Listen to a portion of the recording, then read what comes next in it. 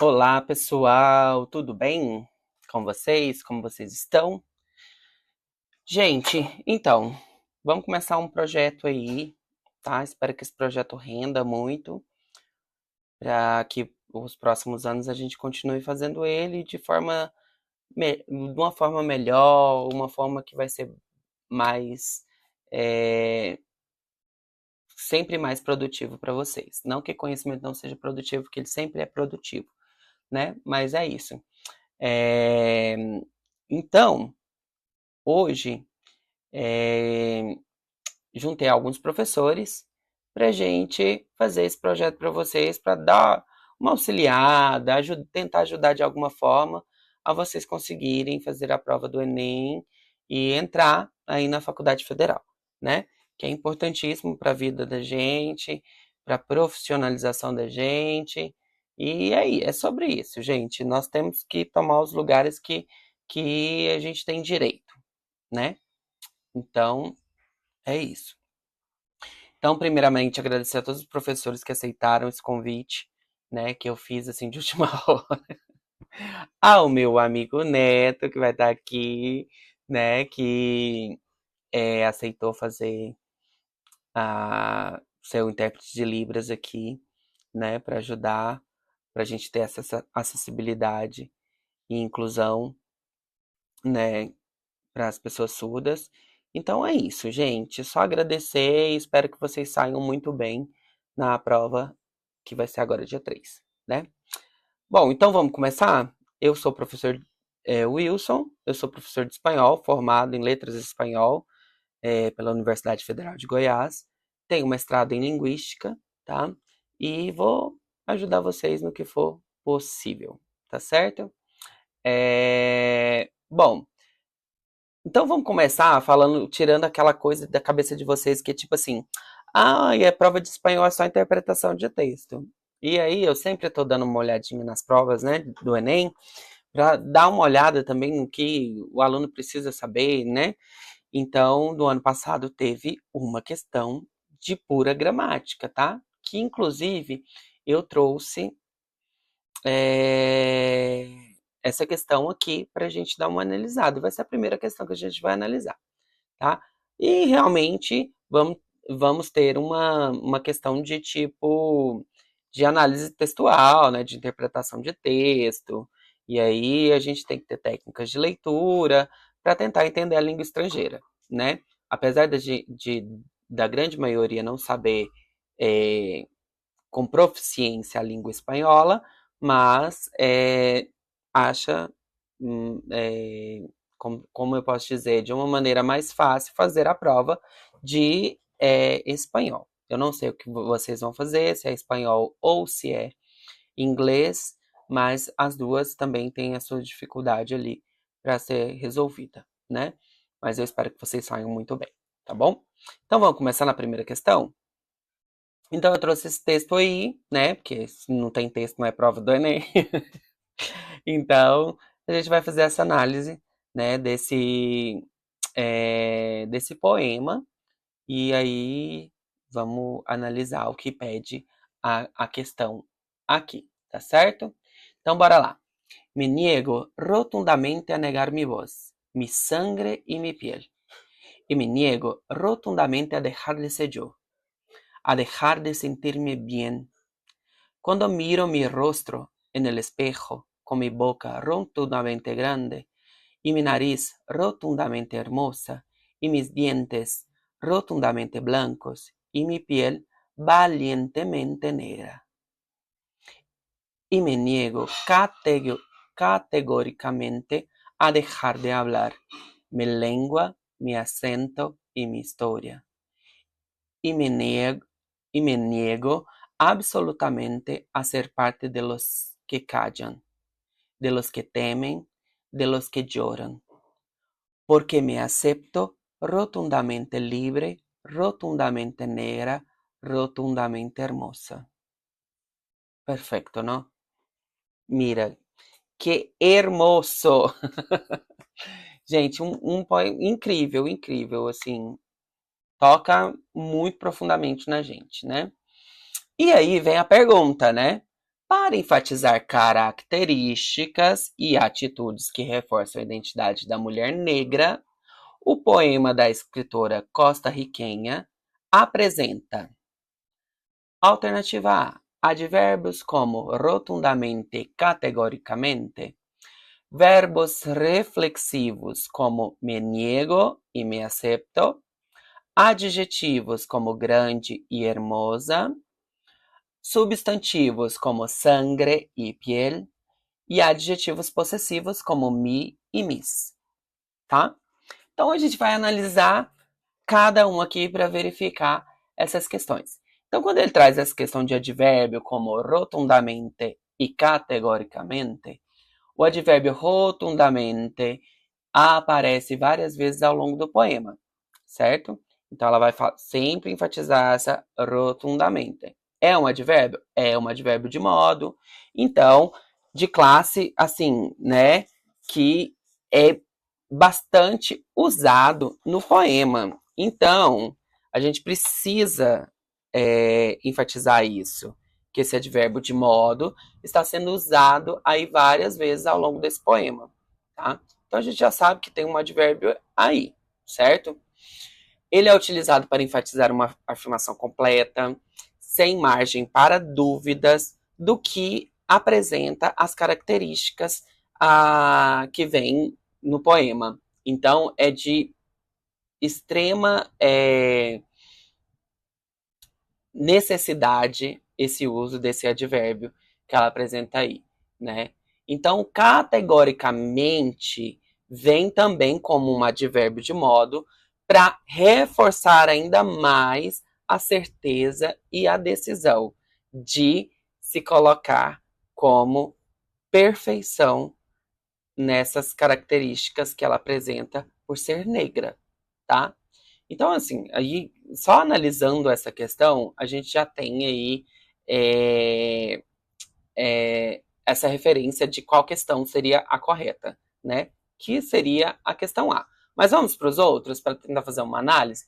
Então, a gente tem os verbos reflexivos como me niego e me acepto. Os usos dos verbos reflexivos no poema indicam que a autora está assumindo a responsabilidade por suas ações, tá? Porque os verbos reflexivos, eu uso ele quando eu faço a ação, né? Ou a ação ocorre em mim. Então, a gente ela usa nessa questão de suas ações e seus sentimentos, né? Então, ela não vai usar em questões de características, que é o que está pedindo o enunciado da questão, né? Então, para enfatizar características. Então, para enfatizar características, ela tem um advérbio de modo, que é o rotundamente e categoricamente, né? Mas aí temos adjetivos como grande e hermosa. Não é uma característica? É uma característica. Os adjetivos grande e hermosa descrevem características específicas da autora, mas não são os principais responsáveis por enfatizarem atitudes, tá? Então vamos aqui ler de novo o enunciado. Para enfatizar características e atitudes que reforçam a identidade da mulher negra, tá? Então, o grande e hermosa não é somente não encaixa somente nas características e não agrega a atitude, né? Então, quando ela usa o rotundamente, ela vai falar sobre as características e vai falar sobre a atitude da mulher negra, tá? Aqui. E substantivo como sangre e piel, esses substantivos indicam características físicas, mas também não são utilizados de forma enfática, por isso não cabe como resposta correta. E os adjetivos possessivos como me e mis aparecem para reforçar a posse da identidade, tá? E das características descritas. Então, eles não empenham a função principal, que é de características e atitudes da mulher negra, tá? Então, o rotundamente e categoricamente vai ser aí a nossa questão correta, os advérbios rotundamente e categoricamente para responder essa questão aí, tá vendo? E aí o que eu trago aí para vocês prestarem atenção nessa questão é que olha o tanto que cai em uma questão, cai uma gramática, assim. Você tem que saber o que é classe de advérbios, você tem que saber o que é verbos reflexivos, você tem que saber o que é adjetivo, você tem que saber o que é substantivos, né? E adjetivos possessivos das classes, né? Gramaticais. Então, gente, importantíssimo. Pelo menos ter a noção dessas questões, né, de classes gramaticais que a gente tem, tá bom? Então estudem, tenham pelo menos o mínimo dessas classes gramaticais para você saber que é, o que não é, né? É, para você conseguir responder algumas questões. Vamos para a próxima? Aí aqui eu já trago uma questão que é mais de da gente fazer uma análise mesmo, é, uma análise do texto, tá bom? Então, vamos ler? Técnicas de manipulação e el resultado. Desculpa se eu tô lendo um pouco devagar, é porque tá no celular, e aí eu tô lendo pelo celular e tá muito pequeno para mim, tá? Não sei como tá para vocês, mas para mim tá bem pequenininho. Então, manipular é sembrar em la conciencia y en la mente de la gente ideas, actitudes, conceptos y aspiraciones, incluso falsas y inmorales, que sirvan a los objetivos de sus manipuladores. Manipular es una de las primeras cosas que aprendemos en la vida. A muy temprana edad, los bebés descubren el poder del llanto, el berrinche, los pataleos, la risa o alguna gracia como recursos para demandar atención, exigir comida, pedir ayuda o simplemente mantener ocupada a la gente. Nuestras actitudes de adultos reflejan lo mucho o poco que algunos maduraron, procesaron y rebasaron ese periodo. Para que exista um manipulador, deve haver uma base de cidadãos indefensos, dóciles, desinformados. El manipulador é celoso, a veces casi paranoico. No admite cuestionamientos ni quiere que nadie ocupe su espacio. Sabe que su vigencia depende de presencia controladora. Todos los días hay que marcar la línea de discurso, incidir en el debate. El ridículo vale la pena si con ello se logra una cortina de humo. E aí, olha que texto denso, né? Traz muita informação sobre manipulação, sobre o resultado dessa manipulação e vem trazendo um montão de informação pra gente. E aí, olha a pergunta. Nesse texto, a expressão cortina de humo revela que o manipulador, letra A, amadurece tardiamente, busca mascarar a verdade, rejeita questionamentos alheios, aproxima-se de pessoas indefesas e faz-se presente de forma controladora. Então vamos lá. Letra A. Amadurece tardiamente. Não há relação entre a expressão cortina de humo, que é uma cortina de fumaça, tá? E o amadurecimento tardio. Olha, vamos ver. El ridículo vale la pena si con ello se logra una cortina de humo. O foco do texto é na manipulação, né? E não na maturidade do manipulador. Em nenhum momento está falando de maturidade, sim, no texto. E aí, uma das coisas que eu sempre foco com os meus alunos, quando eu dei aula em cursinho popular, e inclusive no ensino médio, é que, gente, leia o texto, leia o enunciado da pergunta e a informação tem que estar dentro do texto. Se não está dentro do texto, está errado, volta a ler o texto e verifica muito bem o que você está marcando, tá? Então, amadurece tardiamente. Não tem relação, não fala de amadurecimento no texto, então, letra A cortada, correto? Beleza, então vamos para a letra B. Busca mascarar a verdade. Então vamos ler o. Acho que a gente vê várias questões nessa aqui, de tipo, busca mascarar a verdade. Tanto no início do texto, no meio do texto, no desenvolvimento e no final desse texto a gente encontra essa informação.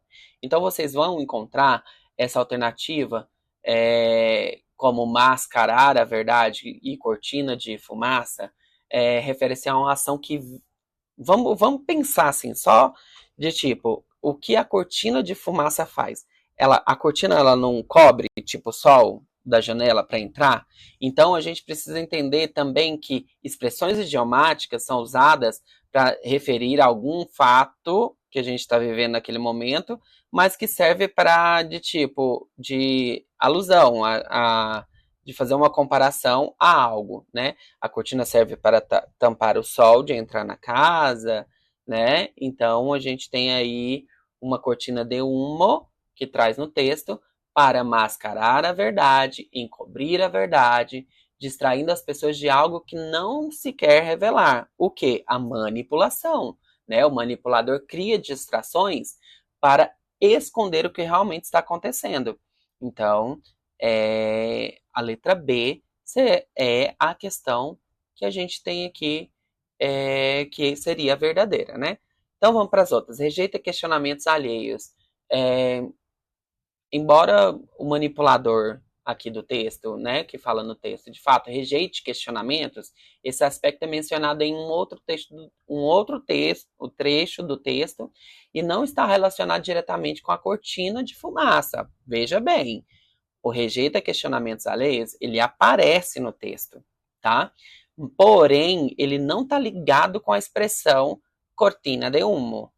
Muito cuidado com as pegadinhas, porque isso aqui já poderia ser uma questão que a gente ficaria, uai, mas não é tal? Então, mas como pede nesse texto a expressão cortina de humo, revela que o manipulador, entendeu?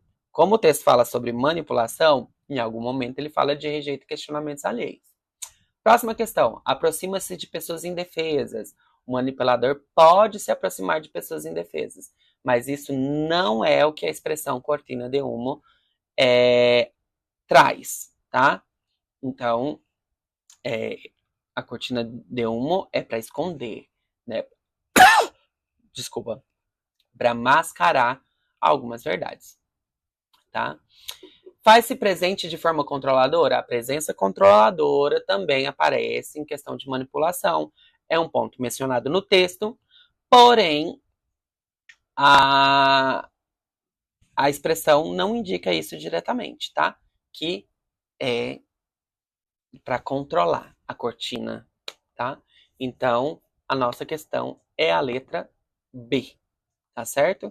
Então leiam bastante o texto, prestem bem atenção, porque às vezes aparece alguma coisa que pode tirar o seu foco ali da resposta correta. Então, você está pedindo cortina de humo para manipulador, tem que ter uma referência da cortina de humo no final do texto que liga, né? Principalmente o último parágrafo aí, que traz a expressão. Então, leiam bem, com atenção, o que está pedindo no texto, para vocês não se confundirem, tá bom? Aí agora esse menor ainda, né, gente? Ô, Senhor.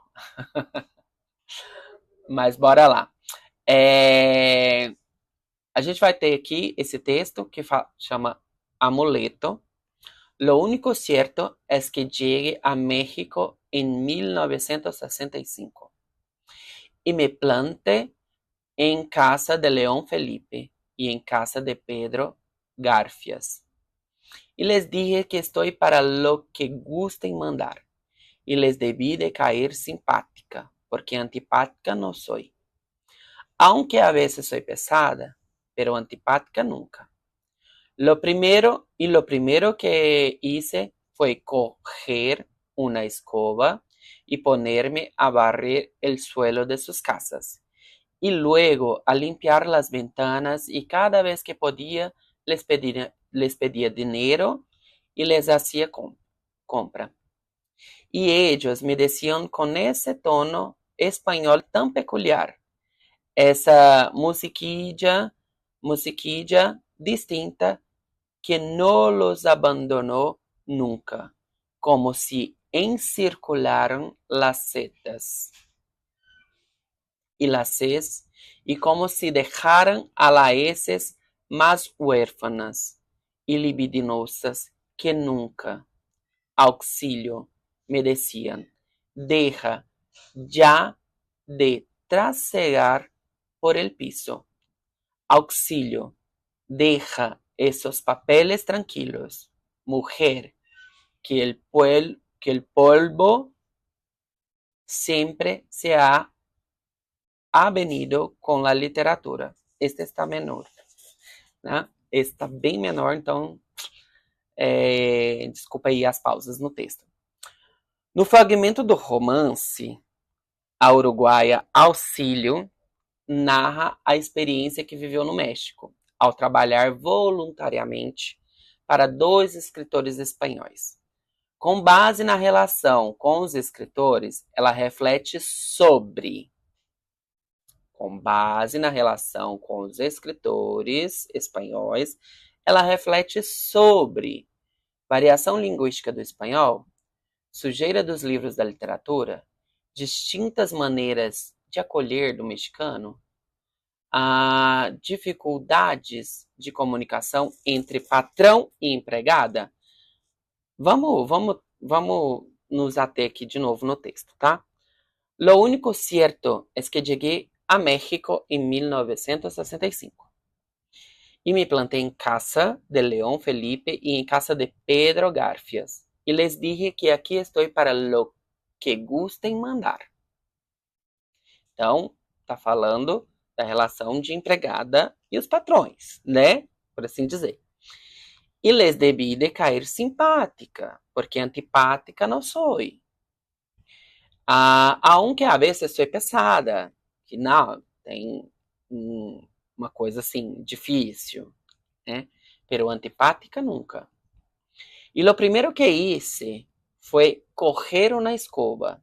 Então ela foi pegar uma vassoura, por assim, né? E poner-me a barrer el suelo de sus casas. E luego a limpiar la ventana, janelas, tá? E cada vez que podia, eu pedia dinheiro e fazia compra, tá? E eles me diziam com esse tom espanhol tão peculiar, essa musiquinha distinta que não os abandonou nunca. Como fizeram o som da letra Z, né? Como encircularam las setas. Então é porque no espanhol, gente, a gente vai ter. Já tô dando a resposta, né? Mas é uma curiosidade. Olha que legal esse texto, eu amei. Ele vai trazer essa peculiaridade do som, que alguns espanhóis, não são todos, tá? Vão fazer da letra Z. Que em vez de falar sapato, eles vão falar sapato, sapato, né? Então ela olha que ela foca, né? E o ceceu, que vai sair de algumas palavras também que tem com a letra C, que vai fazer esse mesmo som, né? Então, como se deixassem o S mais órfãos e mais libidinosas do que nunca. Então, Auxílio, me chamavam, né? Ela deixa de limpar demais o piso, né? Auxílio, deixa os papéis tranquilos. Mulher, que o pó sempre vem para a literatura, né? Então, presta atenção, gente. Vamos aqui focar na questão que traz aqui, né? Embora a sujeira do livro esteja ali no finalzinho, né? Quando ele fala, não vamos, deixa o pó da literatura, né? Não é a questão que está sendo pedida aqui no, no fragmento, tá? Do romance. Tá falando em questão em relação com os escritores, como ela reflete sobre os escritores, tá? Então, o que ela reflete deles? Então, aqui eu já falei, né? Ela vai falar o que fica focado aqui nesse fragmento desse romance é sobre a variação linguística do espanhol. Como o espanhol destoa, né? Em alguns aspectos, nessa questão da Z e da S, né? Como eles pronunciam essas letras, né? Então não vai falar sobre, vai ter o foco também da sujeira do livro no finalzinho, vai, ela vai falar sobre ela, né? Dela acolher, da acolhida dos mexicanos, vai falar sobre orientação sobre limpeza, dificuldade de comunicação entre o patrão e a empregada já não existe, né? Porque os dois falam espanhol. Ela é uma mexicana. Ah, mentira. Ela é uruguaia, né? O nome do livro é Uruguaia Auxílio. É... Ela é uruguaia que chegou no México e encontrou patrões que falam que são espanhóis. Então, não há um problema de comunicação aí. O que ela acha é, que destoou um pouco, mas que não faz ela não compreender essa pronúncia, é a variação linguística que existe no espanhol, que se a gente for pegar e ver, fazer uma análise geral do espanhol, de vários países que falam espanhol, né? Então a gente vai conseguir ver que existem variações linguísticas de vários tipos, de várias outras letras ou outros sons, e assim vai, tá certo? Então é isso, gente. Espero que vocês tenham adquirido algum conhecimento, tá? Um básico. Foi o máximo que a gente pôde fazer para ajudar vocês, mas eu espero que o ano que vem seja melhor e a gente consiga fazer algo bem maior aí. E é isso, tá? Então, desejo sorte para vocês, que vocês consigam entrar aí para esse sonho, né, que é fazer uma faculdade e que vocês realmente possam chegar lá com muito sucesso, tá bom? E é isso, boa prova dia 3 e respirem, calma, não gritem, tá? Que vai dar tudo certo, tá bom? Só estudar, foco aí e é isso. Um beijo para vocês, tá?